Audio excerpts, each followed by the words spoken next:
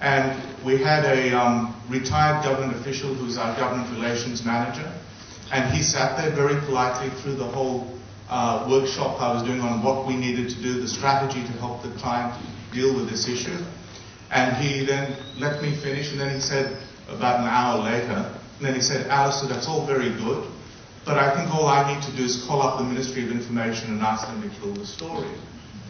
And so this guy, Mr. Yuan, picked up the phone and he called the Ministry of Information. I didn't think it was going to happen. Like that, the story was dead. He spoke to someone in the Ministry of Information, convinced them this was not good for China, because our client was a major investor. You can't be doing that. A couple of years later, pharmaceutical company again got into trouble. I called Mr. Yuan and I said, call your friend at the Ministry of Information. We need his help again. He came back after calling him and he said, Ministry of Information said, this issue is your issue, you're on your own, we're not getting involved in that anymore, it's up to private companies to solve their own problems.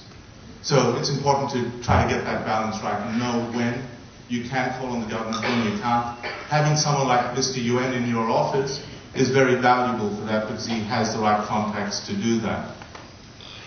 So you've got to get the right people. In case you're wondering, he's not Chinese. That's Johnny Depp in the new Lone Ranger movie as Tonto.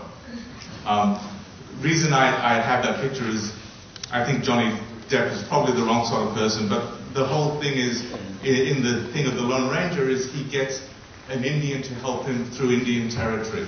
If you think about the American pilgrims crossing the Great Plains, they got help from Indian scouts to help them cross those plains. It's about getting the right people who can help you, hiring the right person, someone you can trust. Also making sure in a market like China that you have the right processes in place, that you're not going to have things going out the back door, and especially your IP during those situations. So good hiring decisions are about getting someone or an agency with real experience on the ground, in your sector, in your industry, who knows what to do. Someone with international and local experience is important, and that's why you find a lot of companies like ours tends to hire a lot of Chinese returnees to the market who've got experience in our industry, have international experience, can understand what foreign companies are looking for, trying to achieve in the market, but also understand the local market and can help to bridge that gap or that perception gap that exists. And someone with runs on the board, do some due diligence. I was in China for 13 years. I estimate around 100 people must have worked for me in that time. The number of times I was called up for a reference check with someone going to another company, I can count on the fingers of one hand. It happened twice. Twice. And in one of those cases, I advised the company against hiring the person, and they still hired her and fired her within 3 months. So it's important to do that due diligence and get it right. And one of the things I do take out of those American pioneers crossing the prairies is know when to shoot the Indian scout. Know when to fire someone and do it, and don't let it take too long. If you need to get rid of someone, it's better to do it quickly and do it cleanly. I saw a lot of examples of people waiting and trying to find a solution and dealing with it. Doesn't work. Get rid of the person when you know you've got the wrong person in. So, some of the things another thing to remember is, well, stay lean. Keep your operation lean. You're there to make money. You can't build a lot of fat into it. But the other thing is to stay clean. It is highly risky to get involved in corruption, and I've seen a lot of companies who've been convinced by local managers, by foreigners in the market, that the only way you can actually get things done in China is through graft and corruption, through kickbacks and whatever. I have only 2 words for you: Rio Tinto. It is not worth it. If something goes wrong, your whole company's name could be burnt.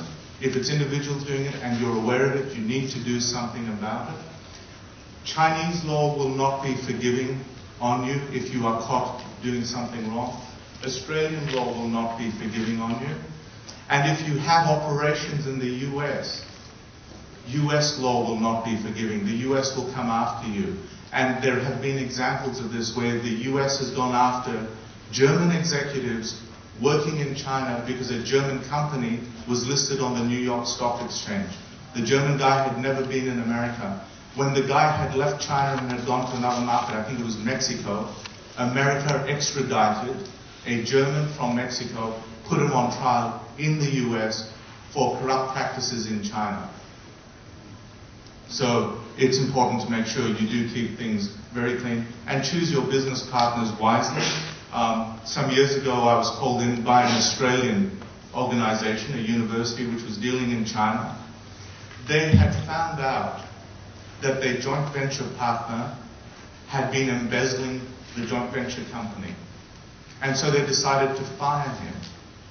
He called a press conference and he said, this company, this Australian university that I've been working with, has been sending me out to bribe government officials, and I have the receipts to prove it.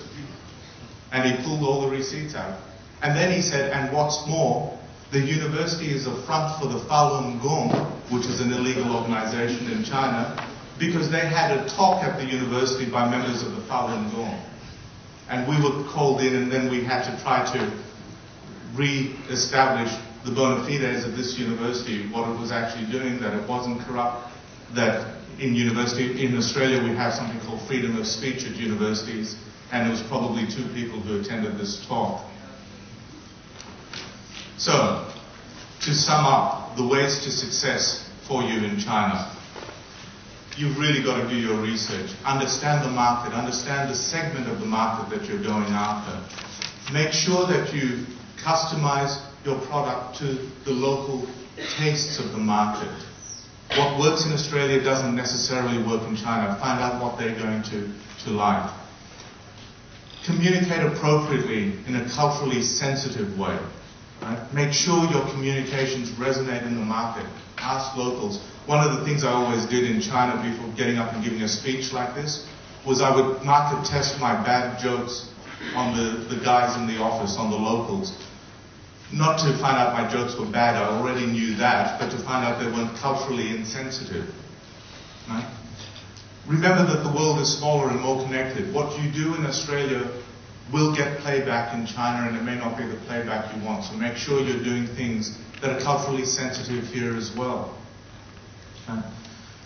Use social media, right, as well as traditional media. Make sure you've got a good search engine optimization program in place so you can be found. Make sure you take the steps to protect yourself, the legal steps. Register your products, your trademarks, etc. This actually happened to us. We have another company under our group called Powell Tate, which is a specific government relations and lobbying company. Someone in China who used to work for us left and set up a company called Power Tate, just to try to trade on that name. Very close to ours, and very hard to sue him for that. Right? Don't forget how important the government is. Make sure you do have links with the government, or you have an agency with good, strong links with the government that can help you. Get in the right help, and then by all means you can, try to stay clean. Don't get into trouble. Don't do the wrong thing. With that, I'd like to finish by inviting up our panelists for this morning's discussion. First of all, I'd like to invite up Michael Wadley. Michael is someone I've known for a good number of years in China, so it's great to see him down here in Melbourne. So, Michael, if you could come up. Michael has been, is a lawyer and also runs his own business consulting firm. Mandy Jiang. Mandy's. Oh, sorry. I am. I'm on the wrong list. Sorry, Mandy, you don't have to come up. Robbie Burns, International Sales, China, SEO.com. Robbie. And then Ray Tetman, who's a principal at Watermark and a patent lawyer. So Ray, you can come up as well. As they're getting settled, I might start off by asking the first question. And in the presentation I just gave, I talked quite a bit about some of the issues that you face with copyright, with protecting your IP. And we know this is a major issue in China. What can you really do to protect that? Can you trust the courts? How do you actually work to establish the right levels of protection in the market? I might start with you, Ray. It's a term obvious, isn't it? Look, you can. Maybe just by way of context, the whole IP system in China is still relatively new, and we've all heard the bad stories and the Louis Vuitton that you had up at the beginning of your talk. In contrast, the rest of the world has been established for many hundreds of years. I guess our law is based on 1623 UK law. So, to protect in China, I guess copyright is registrable, there's advantages of doing so. Probably brands, trademarks are the most critical in the sense of the differences between Australian law, for example, that you might know about, and Chinese law. You must seek registration unless you're a famous trademark, and there's not that many that have been recognised as being famous in China. You really have to have registration, and it's not that expensive. Patents, obviously, as you mentioned as well, to protect technology, how you do something, and designs for the protection of shapes, a jug or anything like that. So it is just as important as in the rest of the world, and in relation to brands particularly, I'd say even more important. Okay. Robbie, would you like to add anything on how important it is to protect your IP in China and how you do that? I'm here to talk about internet marketing, so I'm afraid I'm not a lawyer. There's plenty of lawyers in the room who can answer that question. I've been in China long enough, and I can just say I've seen plenty of examples of, like you said, people changing a single letter or a single sound and then running away with the logo or design and or IP. It's very, very commonplace. I used to work for a fashion industry. Everyone's gone and bought your fake Louis Vuittons and everything like that. There's no, I don't think you need to convince anyone that